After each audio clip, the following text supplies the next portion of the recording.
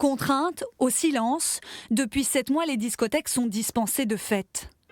En France, le monde de la nuit compte 1600 boîtes, 25 000 salariés et son chiffre d'affaires s'élève à 200 millions d'euros. Sauf que depuis le 15 mars 2020, le secteur demeure inerte. Au beau milieu de la campagne auviennoise, l'emblématique Acropolis conserve encore les stigmates de la dernière soirée. On a fermé le soir de l'anniversaire des 33 ans. C'est assez dur, oui. Une décision tombée comme un coup près pour tous ces professionnels. On n'avait jamais vu ça, qu'on prenne une décision comme ça, en claquant du doigt pour fermer des établissements. Et maintenant, on est encore plus triste de voir que 7 mois après, on soit considéré comme ça. On met les discothèques au banc des accusés en disant que le virus va se propager facilement chez nous.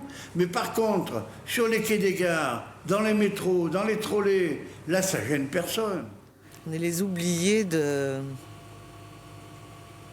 confinement, du Covid, voilà. On prononce même plus le nom de discothèque. En 7 mois, pour Pierre Bonocor, Nanou Faugera et Isabelle Chabas, patronne du Ladies Night à Limoges, c'est la dégringolade. Aujourd'hui, on n'a pas d'aide. On nous donne 1 500 € par mois. Ça ne suffit même pas au prix du loyer. On a des frais fixes à hauteur mensuelle, approximativement à 20 000 € à rembourser par mois. Donc on pioche dans notre trésorerie, et à un moment donné, on n'en aura plus. Jusqu'à aujourd'hui, seules les discothèques sans trésorerie pouvaient obtenir une aide à hauteur de 15 000 € par mois. Depuis le 30 septembre, un nouveau décret annonce que toutes pourraient en bénéficier, seulement pendant 3 mois et sous des conditions d'application encore floues.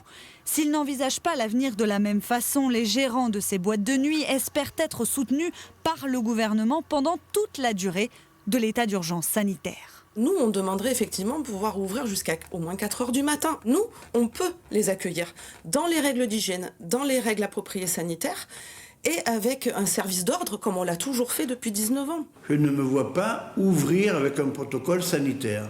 C'est clair et net. On veut nous fermer, qu'on en assume les conséquences. Mais on ne doit pas être les dindons de la foire de toutes les entreprises françaises.